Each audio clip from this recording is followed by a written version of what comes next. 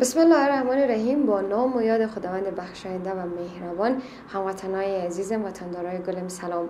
امیدوار هستم در هر کجایی که هستین در کنار خانواده‌های عزیزتان ایام به کامتان باشه و جانتان جور بشه. هموطنای عزیز، مدت زیادی بود که در کانال یوتیوبم متاسفانه فعالیت نداشتم بنابر اتفاقایی که برام افتاد و متاسفانه گوشیم به دو زد، گوشیم گم شد. از او خاطر تمام حسابی‌های هموطنای عزیز ما که در داخل واتساپ بود از پیش من گم شد و به سختی بسیار زیاد تونستم دوباره شماره بگیرم. این ویدیو مختص او تعداد از هموطنای عزیز ما و مخصوصا خیرین عزیز است. او تعداد از عزیزایی که برای ما پول فرستاده بودین. باید بگویم که تک تک پولایتان پیش من هست، اما اون لیستی که باید پیش من باشه که چه تعداد از هموطنای عزیز ما و چه مقدار برای ما پول فرستادن او پیش من نیست. فکر نمیکردم که یک اتفاقی بیفته که کلان واتساپم از بین بره، گوشیم از بین بره، گم شوه. با او دلیل خواستم یک ویدیوی اختصاصی بگیرم و در این ویدیو بگویم که باز هم با تاکید بگویم که پولایتان پیش من هست. یک دنیا سپاس که به من اعتماد داشتین و من هیچ وقت خدا نخواسته از اعتماداتون سوء استفاده نمی کنم. پولایتان پیش من هست و او تعداد از خیرین عزیزی که پول فرستادن برای کلینیک بسود، مخصوصا کلینیک بسود یا برنامه‌های دیگه برای من در واتساپ دوباره همراه من در ارتباط شون و اسکرین شات برای من روان کنن و بگوین که ما خودم برشان پیام روان کردیم و گفتیم که پول تا نگرفتیم.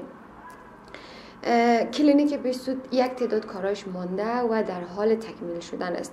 من در همین روزا دوباره میخوایم برم اونجا و پولای شما را به دست او تعداد از عزیزایی که در کلینیک بسود هستن و کار میکنن به اونا برسانم، اما بدون همکاری شما ناممکن است، چون که لیستی که از هموطنای عزیز ما باید پیش ما باشه عالی نیست متاسفانه.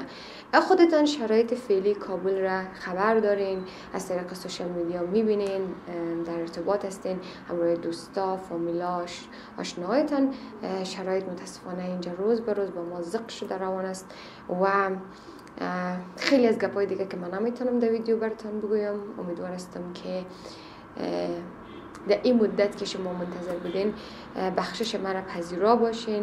واقعا یگان چیز اصلا در دست خودم نبود و همچنانی که گوشیم گم شد دیگه حسابی ها پولا پیش من هست، اما اون لیستی که از خیرین عزیز باید پیش من بود نیست.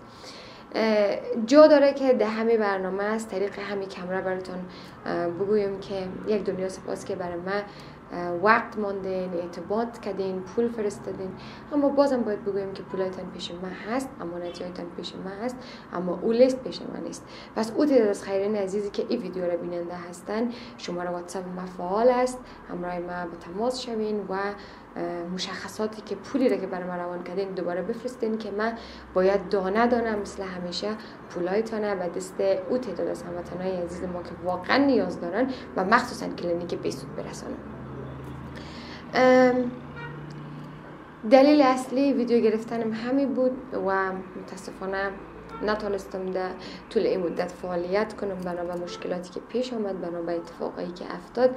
هر کدام از ما دلایل شخصی خود داریم و زندگی شخصی خود را داریم که فکر میکنم هیچ زندگی بدون مشکلات نیست.